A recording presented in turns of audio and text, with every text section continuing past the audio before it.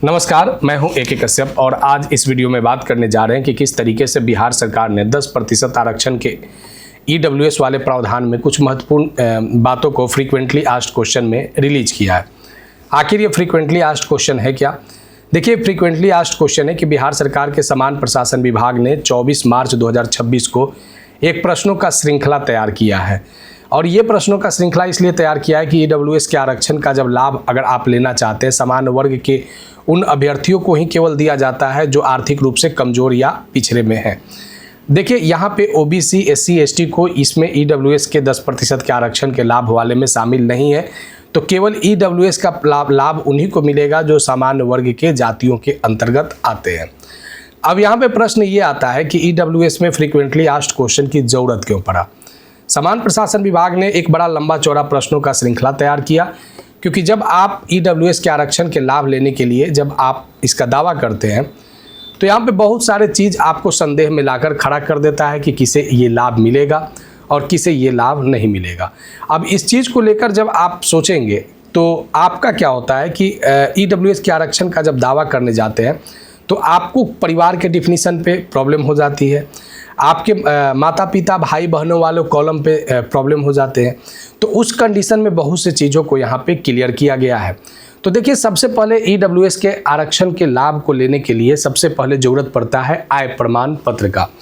और यहाँ पे जो प्रोविज़न किया गया है कि 8 लाख से कम होना चाहिए वार्षिक आय।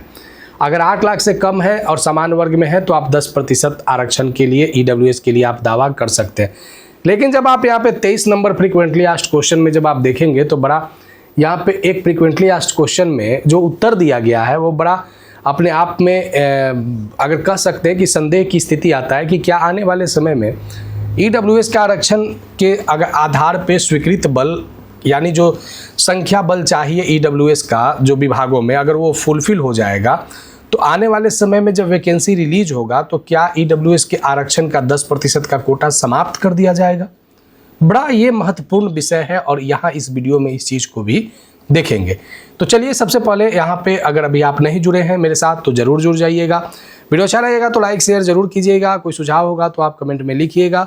देखिए, यहाँ पे सबसे पहले इस चीज़ को ज़रा समझते हैं कि बिहार सरकार ने समान प्रशासन विभाग ने किस तरीके से ईडब्ल्यूएस आरक्षण के प्रावधानों को 24 मार्च 2026 को अलग अलग विभागों में अलग अलग जो सरकारी महकमे हैं जहां से वैकेंसियां को ऑपरेट किए जाते हैं, विश्वविद्यालय में भेजे जहां पे शैक्षणिक माहौल और शैक्षणिक वातावरण में बच्चों को पढ़ाया भी जाता है और आरक्षण का लाभ भी दिया जाता है।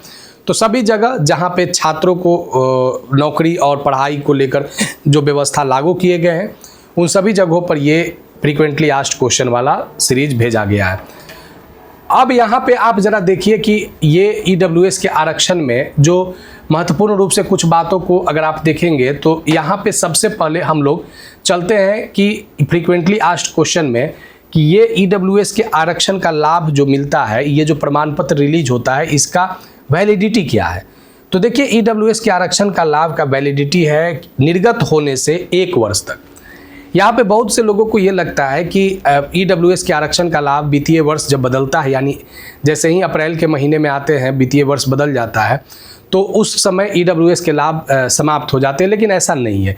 जिस दिन आपके अंचल या अनुमंडल कार्यालय से आपका ईडब्ल्यूएस निर्गत होता है उस दिन से 1 साल तक, यानी अगर अगस्त में अगर निर्गत होता है तो अगस्त तक यानी अगले अगस्त तक, अगर ये मार्च में रिलीज होता है 2026 में तो 2027 के मार्च तक जिस तारीख को निर्गत हुआ उस तारीख तक ये चलेगा। अब प्रश्न ये है कि ईडब्ल्यूएस के आरक्षण के लाभ के लिए आपको ज़रूरत क्या पड़ता है? तो ईडब्ल्यूएस के आरक्षण के लाभ के लिए सबसे पहले आपको ज़रूरत पड़ता है आवासीय प्रमाण पत्र का।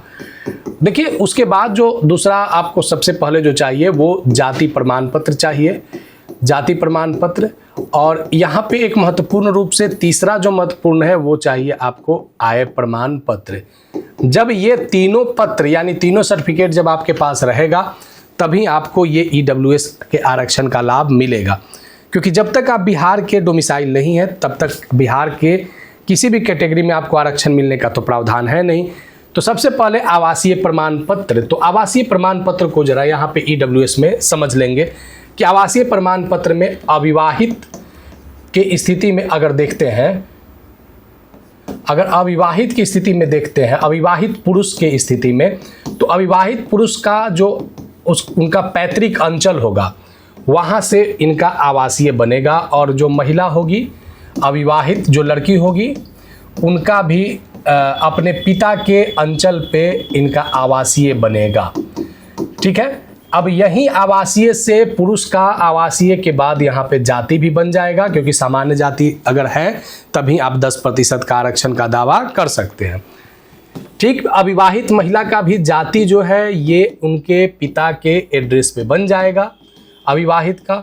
अब यहाँ पे बात आता है कि अविवाहित का आय, पुरुष का और महिला का, अविवाहित यानी लड़की का, क्योंकि अभी हम अविवाहित पे ही बात कर रहे हैं। देखिए, पुरुष का अगर आय है, अविवाहित पुरुष है, तो उस कंडीशन में अगर 18 वर्ष से कम उम्र का है तब उसका आय प्रमाण पत्र में उसके माता पिता के आय की भी वहाँ पे प्रूफ देना होगा। लेकिन 18 वर्ष से अगर अधिक का है तब उसे माता पिता के आय का प्रूफ देने की ज़रूरत नहीं है। ये विवाहित पुरुष के संदर्भ में। ठीक, अविवाहित पुरुष के संदर्भ में ठीक वही कंडीशन अविवाहित महिला के संदर्भ में। अब यहाँ पे प्रश्न ये आता है जो 17 नंबर और 18 नंबर में पूछा भी गया है कि अगर विवाहित पुरुष है तब ईडब्ल्यूएस का क्या प्रावधान है, अगर विवाहित महिला है तो ईडब्ल्यूएस का क्या प्रावधान है। तो देखिए, दोनों चीज को यहाँ पे हम लोग समझेंगे। अगर विवाहित पुरुष है तो विवाहित पुरुष का आवासीय कहाँ से बनेगा, तो आवासीय बनेगा उसके अंचल से। ठीक है, यानी उसका जो अंचल है, पैतृक अंचल है या जहाँ पे वो मुख्य रूप से निवास कर रहा है, तो ये अंचल से बन जाएगा आवासीय। अब जाति प्रमाण पत्र विवाहित पुरुष का कहाँ से बनेगा, तो जाति प्रमाण पत्र विवाहित पुरुष का बनेगा उसी अंचल से जिसके क्षेत्र के अधीन वो रह रहा है। अब आइए आय प्रमाण पत्र। तो देखिए, विवाहित पुरुष का आय प्रमाण पत्र हमने पहले भी कहा कि ईडब्ल्यूएस के आरक्षण के लिए आपको 8 लाख से कम का आमदनी वार्षिक होना चाहिए। यहाँ दो तरीके की संपत्तियों का चर्चा होता है, एक आपके निमित्त आय का और एक आपके परिसंपत्तियों का। अब यहाँ देखिए जरा कि अगर आय प्रमाण पत्र में अगर आपका 8 लाख से कम का अगर आय है तो उस कंडीशन में जो विवाहित पुरुष है उनका ये आय प्रमाण पत्र उनके उसी अंचल से बनेगा जहाँ से ये आवासीय जाति बनवाए हैं। जब ये तीनों डॉक्यूमेंट बन जाता है तो अगर आय का 8 लाख और परिसंपत्ति वाला जो नॉर्म्स है उस आधार पर ये विवाहित पुरुष का, अब यहाँ पे देखा जाता है कि विवाहित पुरुष का परिवार का क्या परिभाषा है। ये बड़ा महत्वपूर्ण है क्योंकि यहीं पे ज़्यादातर संदेह होता है कि विवाहित पुरुष में परिवार में कौन कौन आएंगे। तो विवाहित पुरुष के परिवार में आ जाएंगे उनके पत्नी और उनके 18 वर्ष से नीचे के संतान। अब प्रश्न ये आता है कि अगर 18 वर्ष से नीचे के संतान, तो इनको तो कोई उस तरीके का निमित्त आय है नहीं, लेकिन अगर पत्नी अगर जॉब में है या उसको कोई अलग रोजगार से अगर निमित्त आय है तो उस कंडीशन में इस पति को यानी विवाहित पुरुष को अपनी पत्नी का भी आय को जोड़ना होगा और तब देखना होगा कि 8 लाख से कम है या नहीं है।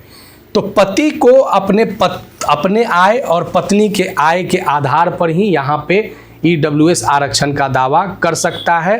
पति यानी विवाहित पुरुष जो है वह उसी अंचल से कर सकता है जहां से उसका आवासीय प्रमाण पत्र निर्गत हुआ है। अब यहाँ पे आइए दूसरे पॉइंट पे कि अगर विवाहित महिला है तो उस कंडीशन में क्या यहाँ पे क्लाउज आते हैं। तो देखिए, विवाहित महिला का सबसे पहले ईडब्ल्यूएस के लिए चाहिए आवासीय प्रमाण पत्र। आवासीय प्रमाण पत्र निर्गत होगा विवाहित महिला का मायके से यानी उनके पिता के निवास से।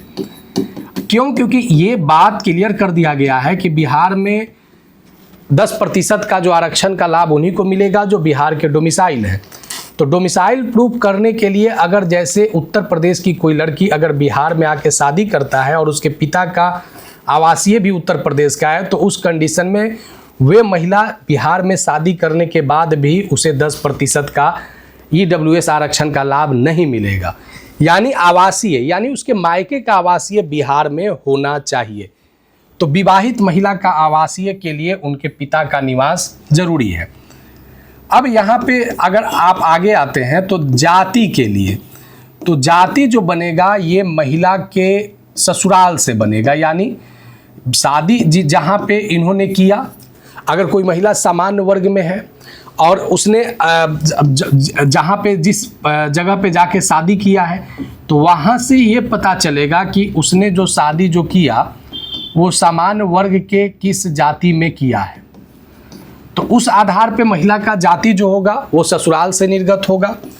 अब यहाँ पे महिला का आय प्रमाण पत्र पे जरा आते हैं कि आय प्रमाण पत्र कैसे बनेगा।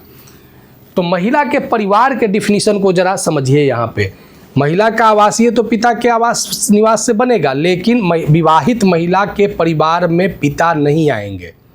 विवाहित महिला के परिवार में विवाहित महिला के पति और उसके 18 वर्ष से कम उम्र के संतान, यही उसके परिवार में आएंगे। यानी जब विवाहित महिला आय प्रमाण पत्र बनाएगी तो उस समय पति का भी नियमित आय और परिसंपत्ति को आकलन करके जो नॉर्म्स है 8 लाख और परिसंपत्ति को लेकर वह यहाँ पे अगर उससे कम है तो उस कंडीशन में महिला का आय प्रमाण पत्र जो है पति के आय और अपने आय के आधार पर ही बनेगा। इसमें ससुराल के कोई भी अन्य लोग शामिल नहीं होंगे और मायके के भी अन्य लोग कोई शामिल परिवार के डिफिनीशन में नहीं होंगे। जब इस आधार पे आय प्रमाण पत्र बनेगा तब जाके उस विवाहित महिला का ईडब्ल्यूएस के आरक्षण का भी प्रमाण पत्र इसी आधार पर बनेगा।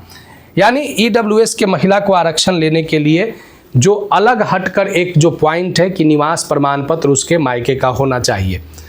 अब देखिए यहाँ पे कुछ यहाँ बातें जो किए गए हैं उसमें 23 नंबर पॉइंट को जब देखेंगे आप तो 23 नंबर पॉइंट बड़ा महत्वपूर्ण रूप से, जिसको हमने शुरुआत में ही चर्चा किया है कि क्या आने वाले भविष्य में ये ईडब्ल्यूएस का लाभ जो है उसे वंचित कर दिया जाएगा। तो ईडब्ल्यूएस में 2-3 बातों को यहाँ पे ध्यान रखिए कि ईडब्ल्यूएस कैटेगरी वाले लोगों के लिए मैक्सिमम उम्र में किसी भी प्रकार का रिलैक्सेशन नहीं दिया गया है।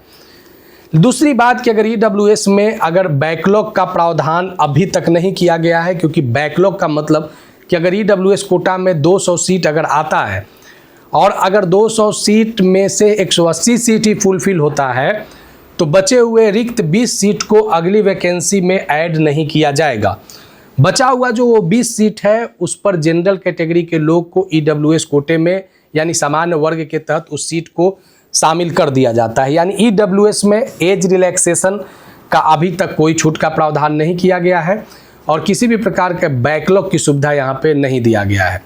लेकिन यहाँ देखिए जरा 23-22 नंबर जब आप देखेंगे 23 नंबर तो कहता है क्या कि आर्थिक रूप